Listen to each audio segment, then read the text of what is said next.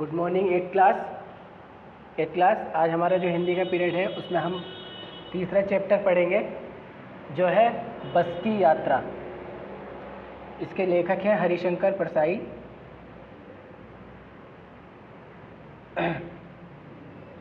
और इन्होंने ये रिपोर्टाज लिखा है। रिपोर्टाज क्या होता है? एक छोटा सा पार्ट लिखना है किसी भी जगह का, उसे रिपोर्टाज कहते हैं।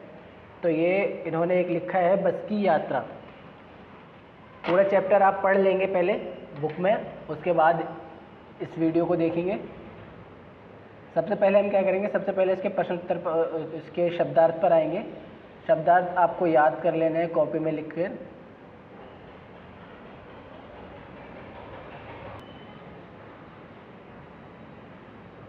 शब्दार्थ करने के बाद आपको क्या करना है, प्रश्नों के उत्तर लिखने हैं। पहला प्रश्न है, समझदार आदमी इस शाम वाली बस में सफ़र नहीं करते हैं क्यों? उसका आंसर यहीं मिल जाएगा।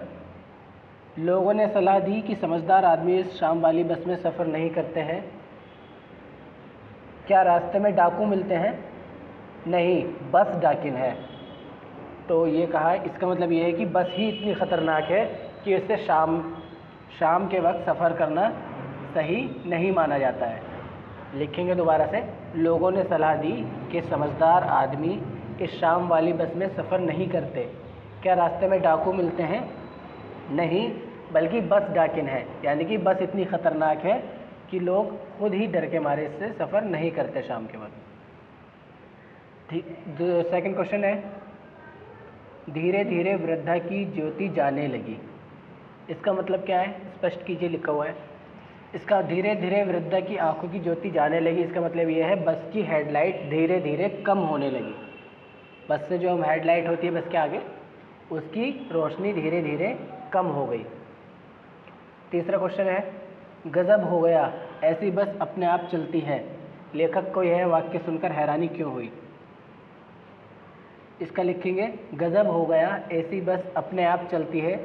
लेखक को यह सुनकर इसलिए हैरानी हुई क्योंकि उस बस की हालत बहुत ख़राब थी। उसे देखकर ऐसा नहीं लगता था कि वह बस अपने आप चल सकती है, इसलिए ऐसा सुनकर लेखक को हैरानी हुई। फोर्थ क्वेश्चन करेंगे, मैं हर पेड़ को अपना दुश्मन समझ रहा था। बताइए लेखक पेड़ों को दुश्मन क्यों समझ रहा था? इसका आंसर लिखेंगे, मैं हर पेड़ को अपना दुश्मन समझ रहा था क्योंकि बस की ख़राब हालत को देखकर ऐसा लग रहा था कि बस किसी भी पेड़ से जाकर टकरा सकती है, इसलिए मैं हर पेड़ को अपना दुश्मन समझ रहा था। ठीक है, क्वेश्चन आंसर करेंगे आप। शब्दार्थ कॉपी में कर लेंगे, प्रश्न उत्तर भी कॉपी में उतार लेंगे। उसके बाद आएंगे विलोम शब्द पर। विलोम शब्द है ये हमारा, यहाँ पर सहिष्णुता का असहिष्णुता आ जाएगा, असहयोग का सहयोग आ जाएगा, दुश्मन का दोस्त हो जाएगा, वृद्धा का जवान हो जाएगा, उम्मीद का नाउम्मीद हो जाएगा, सवेरा का संध्या हो जाएगा। ये विलोम शब्द कर लेंगे आप सारे के सारे। इसके बाद एक आएगा ये वाला, एक ही शब्द के दो अर्थ लिख रहे हैं जो एक वाक्य में हों। यानी कि पहले लाइन पढ़ेंगे, क्या लिखा हुआ है, कांच बहुत कम बचे थे, जो बचे थे उनसे हमें बचना था। यानी कि इस वाक्य में बच दो बार आया है, लेकिन दोनों का मतलब अलग अलग है। एक बच का मतलब तो है कि संख्या में बहुत थोड़े बचे हुए थे, और एक बच का मतलब है कि हिफाजत करना, यानी कि किसी चीज़ से बचना। इसी तरह से कुछ शब्द हमारे ऐसे होते हैं जिनका एक वाक्य में प्रयोग करने पर दोनों मर्तबा मतलब अलग अलग निकलता है। जैसे कि जल का वाक्य में प्रयोग करेंगे कि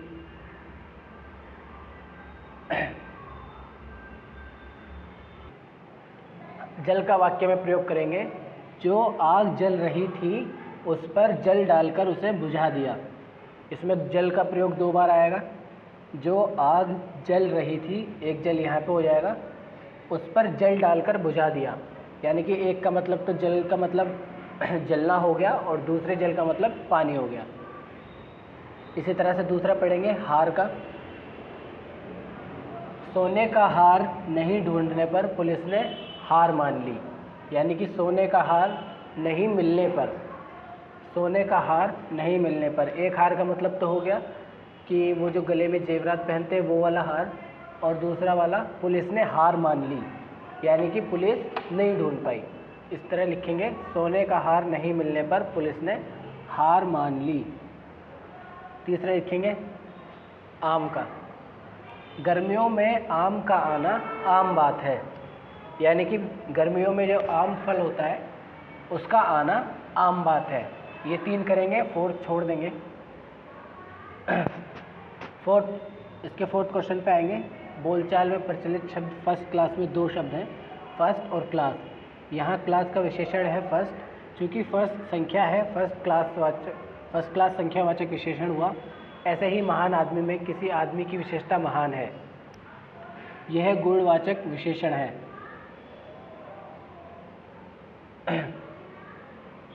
तो इसी तरह से निम्नलिखित शब्दों के सामने उनके विशेषण का नाम लिखना है।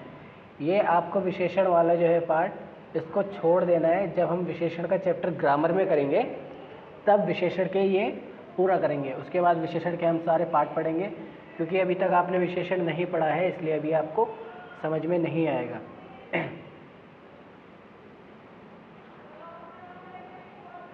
नेक्स्ट पे आएंगे 5वें पे। असहयोग में ए उपसर्ग है, इस उपसर्ग का अर्थ है अभाव, निषेध।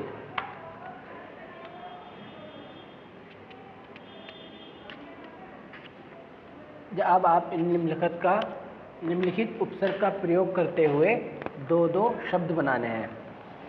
तो पहला है अग्र, पहला है आ उपसर्ग है, इसमें चेत लगा दिया, अचेत हो गया, ज्ञान में लगा दिया, अज्ञान हो गया। लेकिन दूसरा है हमारा वी का एक बना हुआ है विदेश। दूसरा आपको लिखना है विलाप और वियोग। वियोग माने होता है दुख दर्द, विलाप माने होता है रोना। तीसरा है ना उपसर्ग है, इसका एक बना हुआ है नालायक। आपको 2 और लिखने हैं, नाराज और ना उम्मीद। एक नाराज़ हो जाएगा और एक ना उम्मीद हो जाएगा। चौथा है हम सफ़र। आपको 2 लिखने हैं, एक तो हम राह और एक हम कदम। हम राह मतलब जो साथ चलने वाला, हम कदम का मतलब भी साथ चलने वाला। अधिकार में आएगा, एक में आएगा अधिनायक, दूसरे में आएगा अधिराज। एक में आएगा अधिनायक, लिख के दिखा देता हूँ मैं आपको, अधिनायक।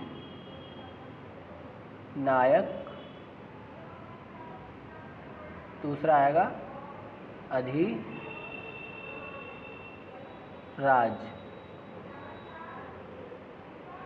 चौथा क्या है हमारा? प्रकाश।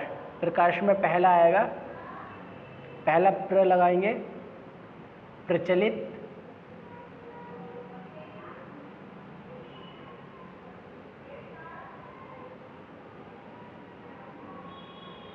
पहले में लिखेंगे प्रचलित और दूसरे में लिखेंगे प्रमुख। पहला लिखेंगे प्रचलित, दूसरा लिखेंगे प्रमुख। इसके बाद आएगा अनेक शब्दों के लिए एक शब्द लिखिए, ये वाला आपका। जो बड़ा भाई हो उसे कहते हैं अग्रज। जो बड़ा भाई हो उसे कहते हैं अग्रज, जो छोटा भाई हो उसे कहते हैं अनुज।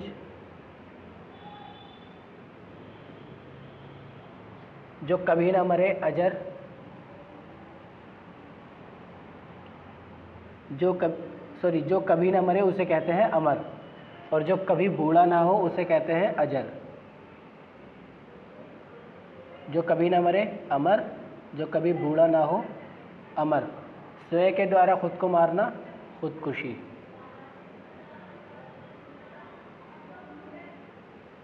खुदकुशी। जहाँ 4 रास्ते मिलते हो चौराहा।